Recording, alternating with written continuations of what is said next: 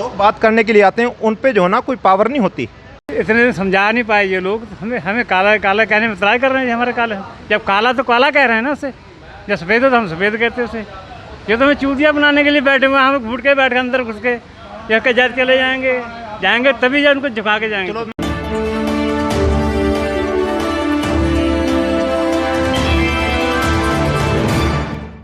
मैं हूँ अजीत सिंह और आप देख रहे हैं GLCC न्यूज़। आज हम मौजूद हैं गाजीपुर बॉर्डर पे।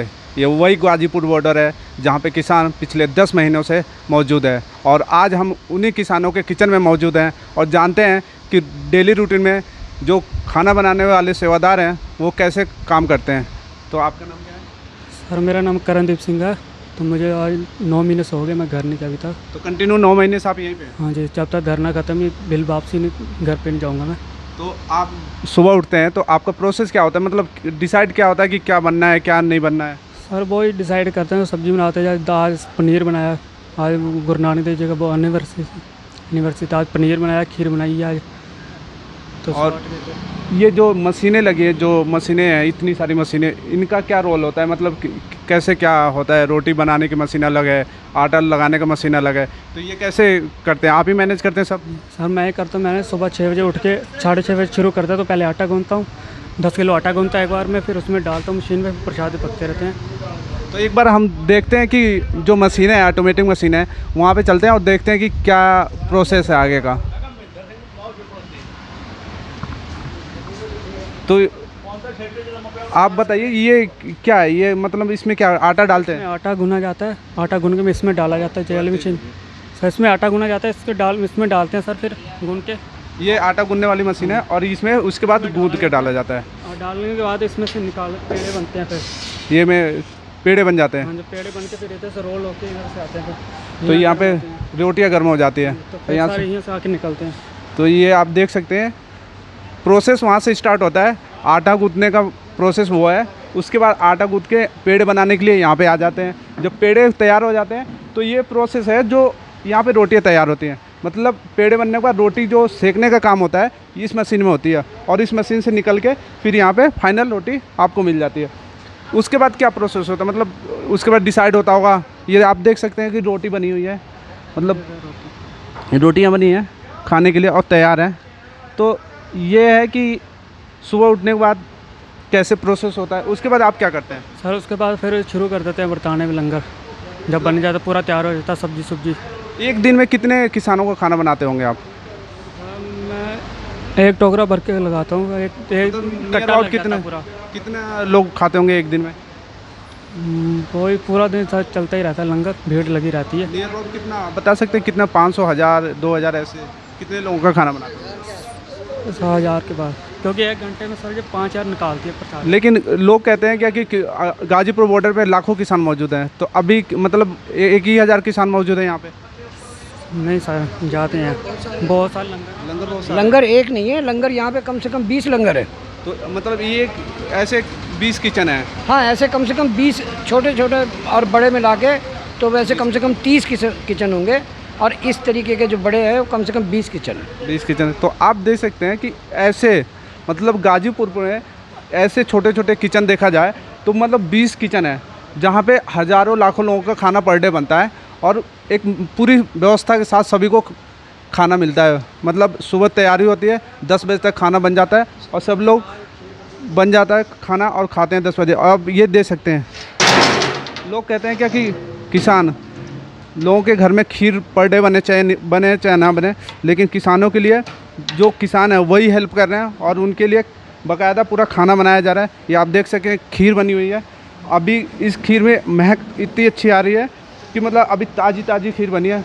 ये इधर आप देख सकते हैं चावल रखा हुआ है, तो एकदम ये नहीं कि कल का चावल हो चाहे सुबह का चावल है, एकदम ताज़ा ऐसा प्रतीत हो रहा है कि अभी बना हुआ है। और ये आप देख सकते हैं मटर पनीर, ये मटर पनीर अभी आप देख सकते हैं, मतलब देख के कितनी खुशबू आ रही है और एकदम ताज़ा ही लग रहा है। ऐसा नहीं लग रहा है कि कल का बना हुआ हो चाहे सुबह का बना हुआ, अभी ऐसा लग रहा है एकदम ताज़ा बन रहा है। और लोग यहाँ पे देख सकते हैं कि खाना भी खा रहे हैं।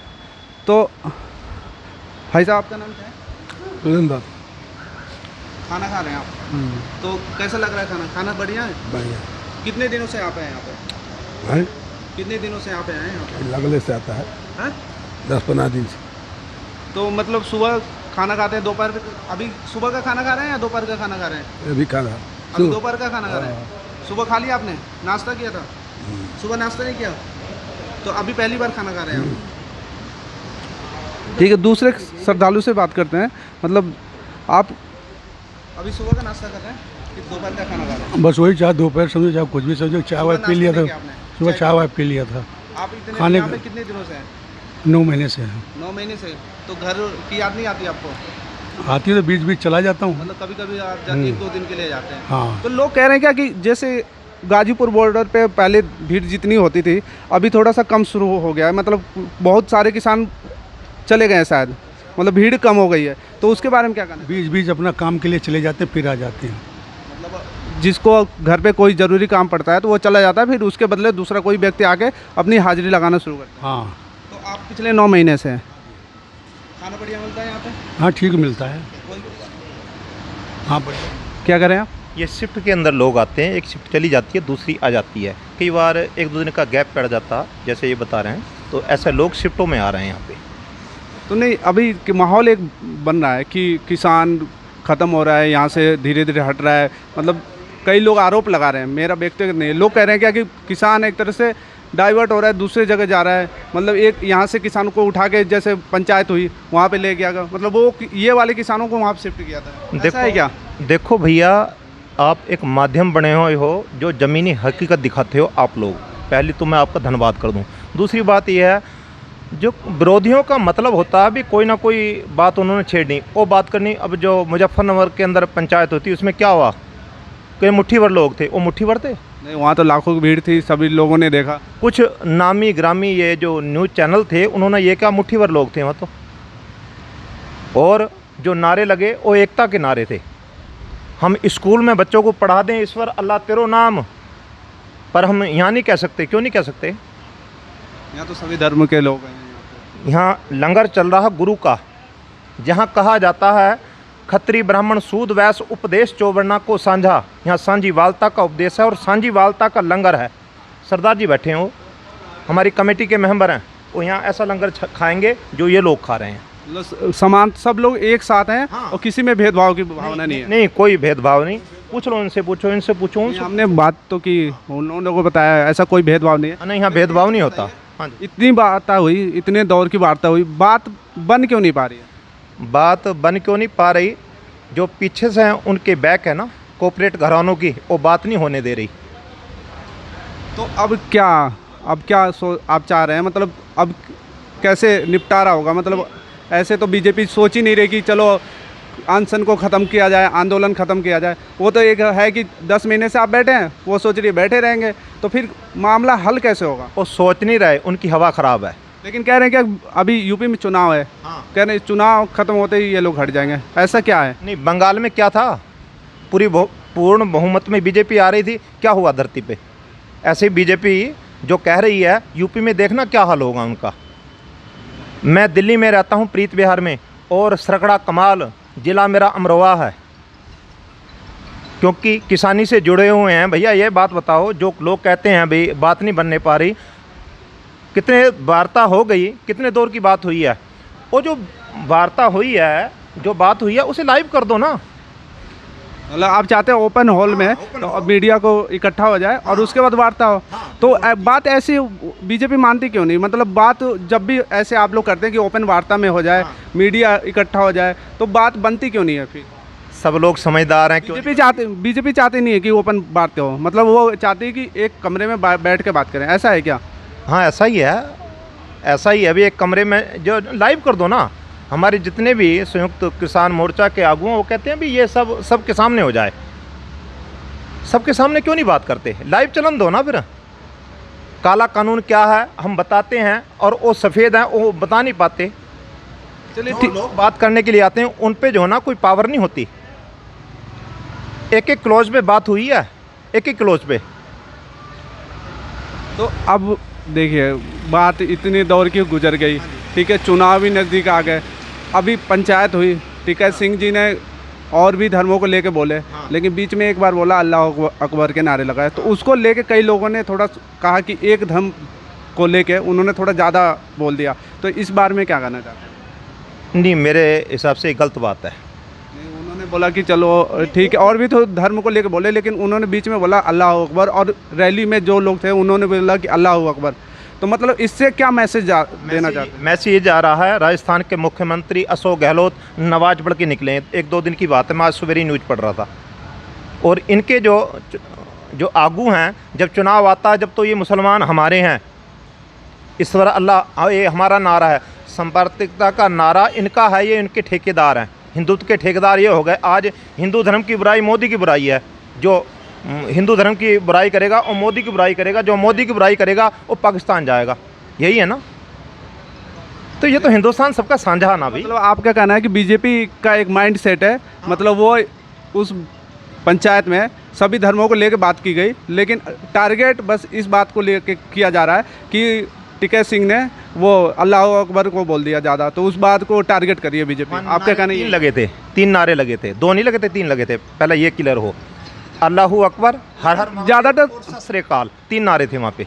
लेकिन टारगेट तो ये किया जा रहा है कि अल्लाह अकबर को ज़्यादा हाईलाइटेड किया जा रहा है, मतलब हाईलाइट में अल्लाह अकबर ज़्यादा टारगेट किया गया है। टारगेट नहीं किया जा रहा, ये वोट बैंक खिसक रहा, ये वोट बैंक जा रहा ना, तो दर्द होता ना। तो ये पूरा स्ट्रेटजी बीजेपी की है जो चुनाव को लेके ज़्यादा चिंतित है। बिल्कुल राइट हो आप, बिल्कुल ठीक हो। ये पीछे जो हुआ था हिंदू मुस्लिम करके, ये बीजेपी जीती थी।